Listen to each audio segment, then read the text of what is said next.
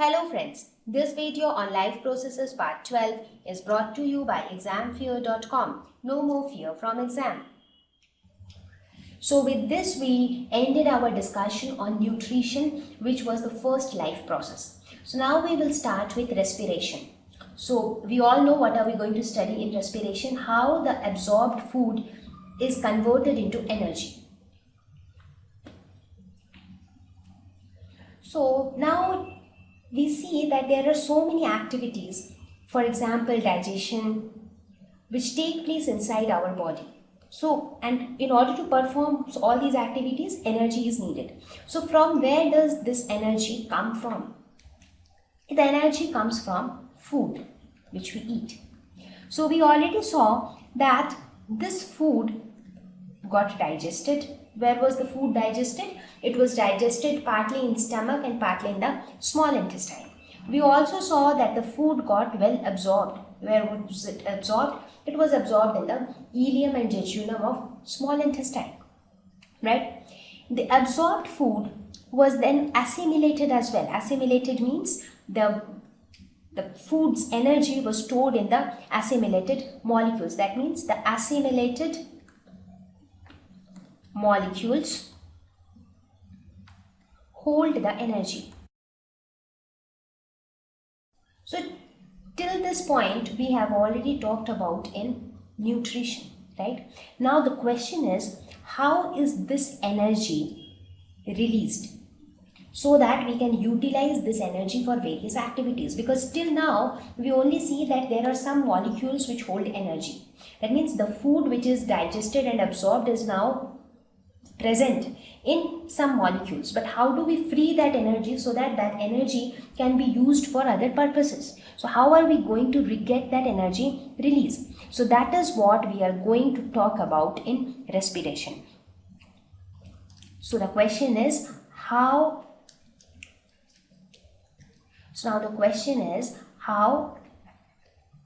this energy is released.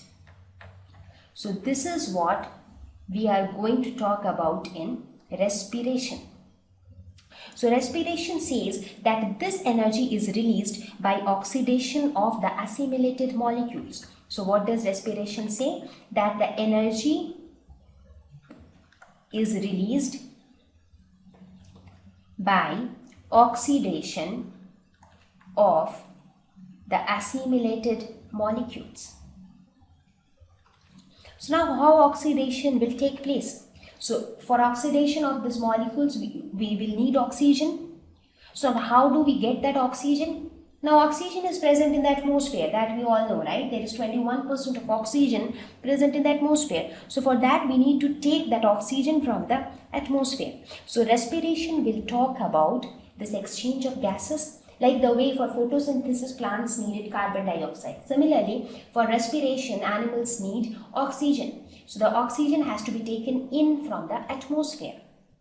Right? So this respiration will talk about the oxidation of food to produce energy.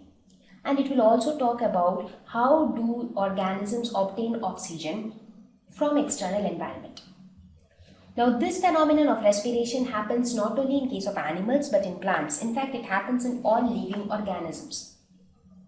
Right? So here we will now talk about the process of respiration. So what happens in respiration?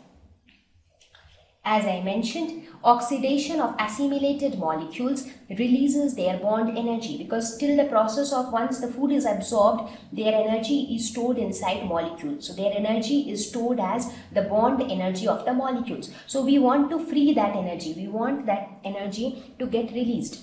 So what happens? Oxidation of the assimilated molecules. What are these assimilated molecules? They are nothing but the simple food particles, because the complex food was converted into the most simple form. So simplest form of food would mean glucose. So this glucose will be oxidized, and this oxidation of glucose, this glucose is nothing but the assimilated molecules. So this glucose in presence of oxygen will give carbon dioxide plus water plus energy. And this energy is what we are looking at. So this energy is actually the energy which will be the released energy, or which will be utilized for the various activities happening inside the body. Now this glucose is not only in the form of exact glucose or any other food materials which provide materials needed to create glucose. For example, when we take sweet foods, they are a rich source of glucose themselves, the sweet foods, while other foods provide materials which are needed to create glucose. So end of the day, when those complex food materials get converted into simpler and simpler forms, at the end we receive some simple thing like glucose. So this simplest form will get oxidized in presence of oxygen, and it will form carbon dioxide, water and energy. So this carbon dioxide will then be released out, because again this carbon dioxide is a byproduct of respiration. I mean, it is something which we don't want it, so we will release it. So the carbon dioxide is released out. And this energy, how is this released energy stored? This energy is stored as ATP. What is ATP? ATP stands for adenosine triphosphate. The molecule looks like this. It is adenosine triphosphate. So this is the adenosine group and this is triphosphate. You see there are 3 phosphate groups, 1, 2 and 3. Right? So this is adenosine triphosphate. Now the question is, now you must be wondering, what is this adenosine triphosphate or ATP? Now the energy which is released, there has to be some way to keep that energy in store. For example, I'll give you a scenario. Let us suppose you need money for various stuffs. For example, sometimes you need money to buy a pencil, sometimes you need money to buy notebooks, sometimes you need money to buy some food items, right? So from where do you get that money? So you ask your dad to give you some money. So what he does, he gives you rupees 100 daily for your expenses, right? So what is that 100? That 100 is a denomination, or this 100 is a currency. So every day he keeps giving you 100 and you keep spending according to your own needs. Now sometimes if, let us suppose that you suddenly got too much of expenses, so maybe that 100 is not enough. So you ask your dad that give me some more money. So maybe he'll give you 200 or 300. So as you keep asking, he keeps giving you. So what is your dad? He is actually the reservoir, or he is actually the store of money. And what is this 100? This 100 is nothing but a kind of currency. So every time you ask money, he gives you another 100. It is something like that. So the more money you need, the more number of 100 rupee note you get. Correct? So similarly here also, the amount of energy which is released, it is stored as ATP molecules. So whenever the cells need energy, now who will use this energy? This energy will actually be utilized by the cells of the body, because cells are the ones who are performing the various functions of the body, all the metabolic activities. Now each cell needs energy to perform various activities. Now whenever a cell needs energy, ATP molecule is provided to them. Let us suppose if a cell says that I need more energy, some emergency has come, then more number of ATP molecules are given. So more energy needed by a cell, more ATP molecules are given. So these ATP molecules are nothing but they are a kind of currency of energy. So whatever energy is released, they are stored as ATP molecules. So if we talk in this term that 8 ATP molecules is given to this cell, 10 ATP molecules is given to this cell. Right? So it is a kind of currency which behave as a storage of this energy. So now you understand what is the process of respiration. Respiration is basically oxidation of the assimilated molecules so that their bond energy gets converted into released energy which can be utilized for various activities which take place inside the body. So how is this energy stored? This energy is stored in the form of adenosine triphosphate molecules. So whenever a cell needs energy, ATP molecules are given to that cell. Whenever the energy requirement is more number of ATP molecules are given. Right? Okay, so now let us see what is respiration. Let us try to define respiration. So respiration has got two aspects. One aspect is the oxidation of the assimilated molecules. The other aspect is the way by which it obtains oxygen, because we saw in the previous slide that for oxidation of that molecule, oxygen was needed. So how to obtain that oxygen? So that is to be obtained from outside. So that gaseous exchange is another aspect of respiration. So respiration is a life process which involves intake of oxygen from surroundings, right? Now using that oxygen, oxidation of food, so the oxidation of the assimilated molecules using that oxygen itself, release of energy, so when the food is oxidized, energy will be released, elimination of carbon dioxide which is produced as a byproduct. So as you saw the equation for respiration, we saw that carbon dioxide is an extra thing which is getting produced, and we do not want to store those extra things. So we have to eliminate carbon dioxide. So what are the things which we deal with in respiration? Intake of oxygen, removal of CO2, and oxidation of food. So all these things together constitutes the process of respiration, right? So what do we conclude? We conclude that in this entire process, gaseous exchange takes place. How? Oxygen is taken in and carbon dioxide is given out. So that means exchange of gases is taking place. So exchange of gases is one aspect of respiration. What is the other aspect of respiration? The second aspect of respiration is oxidation of the assimilated food molecules. So one aspect is exchange of gases and the second aspect is oxidation of food. Right? Now what happens in case of respiration? Oxygen is taken in. Now for let us take the example of human beings. How do we take in oxygen? With the help of our nostrils, right? So this oxygen enters through our nostrils, and where does it go? It basically reaches our lungs. So these are our lungs. So the oxygen will actually enter through the nostrils and it will finally reach the lungs. Right? So from lungs, the oxygen will then reach the blood, and from blood it will reach all the cells. So that is how oxygen is taken in. Right? Now how this transfer actually takes place, that is how oxygen reaches from nostrils to lungs, how it reaches from lungs to blood, and how it reaches from blood to cells, that is what we are going to study in the coming slides. So for now, I hope you understood what is the process of respiration. Now many people think that whenever we talk about respiration, many people feel that respiration is all about taking in oxygen and giving out carbon dioxide. They sometimes ignore this second part of respiration, which is very, very important. Right? So many people think that respiration is same as breathing. There is no difference between respiration and breathing, but it is not like that. There is a big difference between respiration and breathing. Now when I talk about respiration, respiration has got two different aspects. One is internal respiration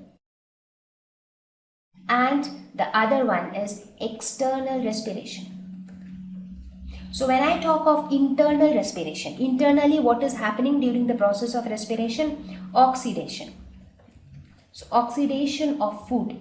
That comes under internal respiration because it is happening internally. We are not able to see this. And what comes under external respiration? External respiration talks about exchange of gases, because that is something which is happening externally. We can see people exchanging gases. We can see that when we breathe in air, we are actually taking in oxygen. When we breathe out, we are giving out carbon dioxide. So that is external respiration because we can see the exchange of gases externally.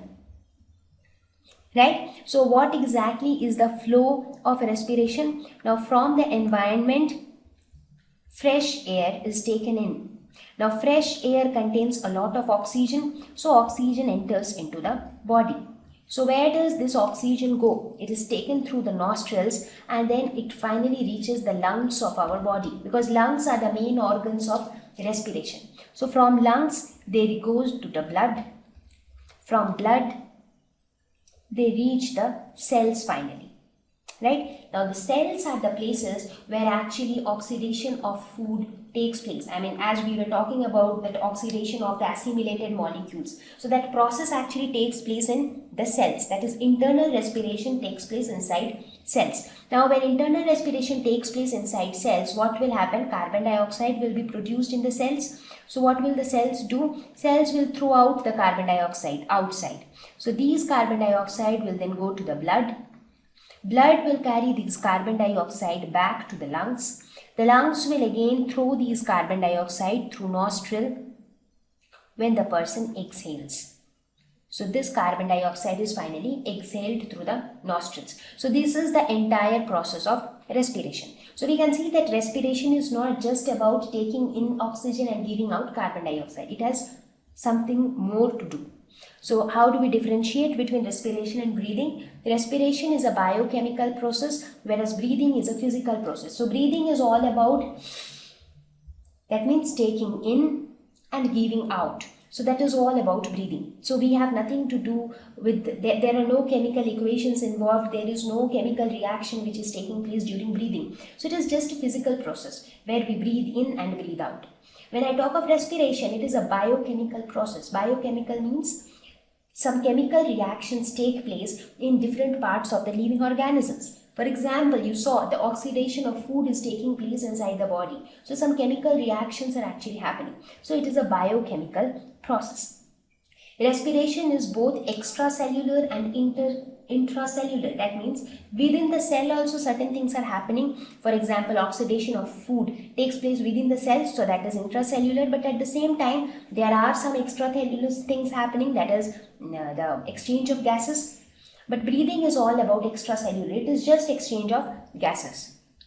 In respiration, enzymes action involved. Because in respiration chemical equation is involved, therefore enzyme actions are involved. In breathing, no enzymes involved. Respiration, energy is released. In breathing, there is no energy released, because when we define respiration, what do we say? It is the process by which energy is released from the assimilated food molecules, right? But when I talk of breathing, breathing is nothing, it is just exchange of gases. So in respiration, the important thing is internal respiration. But for that internal respiration to take place, we need oxygen. So that is why we have external respiration. So respiration mainly talks about the fact that a lot of energy is released, but in breathing there is no energy released. In respiration, all body cells are involved. This oxidation of food molecules, this takes place in each and every cell of the body. Whereas in breathing, only certain organs are involved, because when we breathe in or breathe out, it is only our nostrils and some other organs which are involved for breathing. So we will talk about the organs, or we will talk about the human respiratory system in detail. Then you will come to know what are the organs which are involved in breathing. Right? So now you understand the difference between respiration and breathing. Breathing is just a physical process of exchange of gases. But respiration is a lot more beyond that. It is an exchange of gases. Along with that, there is oxidation of food which takes place inside each and every cell of the body. And this oxidation releases a huge amount of energy. Thank you. Please visit www.examfear.com to watch more videos, attempt free online test, get free study material, find tutors and mentors. Thank you once again.